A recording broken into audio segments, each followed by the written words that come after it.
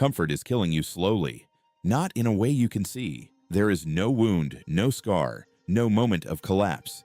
Just a quiet softening, a little more avoidance each day. The cold shower you skip, the hard conversation you postpone, the workout you swap for the couch. And somewhere underneath all of it, a voice you try not to hear, whispering that you are becoming someone you do not respect. So here is the question that should keep you up tonight. What if the thing you have spent your whole life running from is the exact thing that was supposed to set you free? 2,000 years ago, in the heat of the Roman Empire, there was a teacher who believed something that sounds almost insane to modern ears. He taught that to become strong, you must walk toward pain on purpose. His name was Musonius Rufus, and he was not some sheltered scholar writing comfortable theories in a quiet library. He lived what he taught. He was exiled, not once. He was banished from Rome more than once, sent to a barren, sun-scorched island called Gyros, a place so harsh that even hardened criminals dreaded it.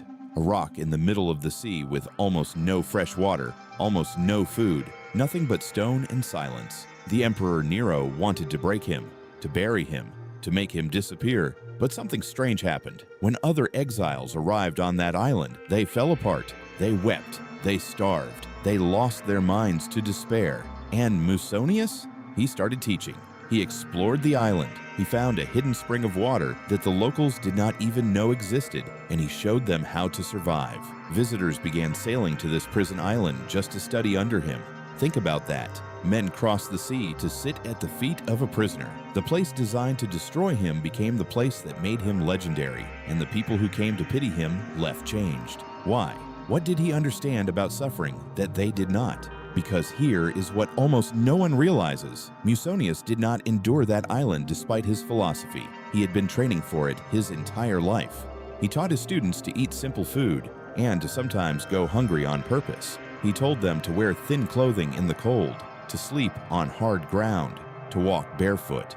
To his wealthy Roman students, this sounded like madness. They came from marble villas and silk robes and tables overflowing with food. And here was their teacher telling them to give it all up, not because comfort was evil, but because comfort taken without resistance was making them weak. He had a line that cut straight through them. He said the human being who has practiced enduring hardship is the only one who is truly free. Everyone else, he said, is a slave to their next meal, a slave to warmth, a slave to the soft bed and the easy day.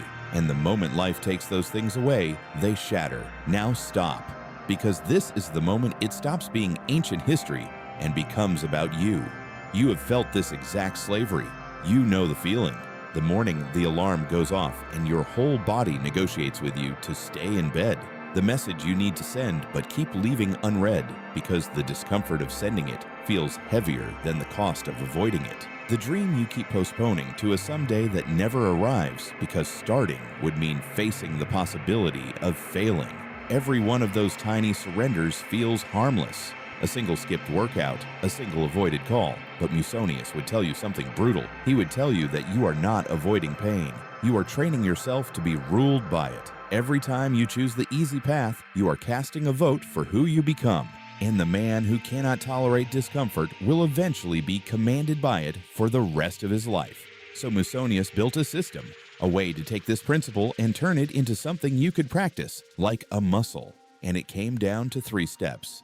The first step he called voluntary hardship, deliberately choosing difficulty before life forces it on you. Cold, hunger, fatigue, effort. Not because suffering is good in itself, but because rehearsed pain loses its power to terrify you. The soldier who has marched 1,000 miles in training does not panic on the battlefield. The body that has known cold does not break at the first chill. You inoculate yourself. You take a small, controlled dose of the very thing you fear, so that when the large, uncontrolled dose arrives, and it always arrives, you do not collapse. But the first step alone is not enough, because anyone can endure pain while gritting their teeth and hating every second of it. And that brings us to the part that separates the strong from the merely stubborn. The second step is where it gets strange. Musonius taught that it is not enough to endure hardship. You must change your relationship to it. He drew a sharp line between pain and suffering. Pain is the cold water hitting your skin. That is just sensation. Suffering is the story you tell yourself about the cold water, the resistance, the "this is awful," the "why me," the "I cannot take this." Musonius understood, 2,000 years before modern psychology put it in a textbook, that most of our agony does not come from the event itself. It comes from our judgment of the event. The exiles on Gyaros and Musonius felt the same hunger, the same heat, the same isolation. The raw pain was identical, but their suffering was worlds apart. They told themselves they were doomed. He told himself he was being given a chance to prove what he was made of. Same island, same conditions, two completely different men. The difference was not in what happened to them. The difference was inside their own minds. And this is exactly where modern science finally caught up to him. Researchers studying stress have found something remarkable. Stress itself does not harm you nearly as much as your belief about stress. In studies tracking thousands of people, those who experienced high stress but did not view it as harmful had some of the lowest risk of death. The danger was not the pressure. The danger was the belief that the pressure was destroying them. There is a part of your brain, the amygdala, that fires the alarm when discomfort hits. But you have another part, the prefrontal cortex, that can step in and reframe what that alarm means. Every time you voluntarily face something hard and tell yourself, "This is making me stronger," you are physically rewiring the pathways between fear and response. You are doing exactly what Musonius prescribed, except he figured it out with nothing but a sharp mind and a brutal island. Which brings us back to that question from the beginning. What if the thing you have been running from was the exact thing meant to free you? Here is the answer Musonius lived out.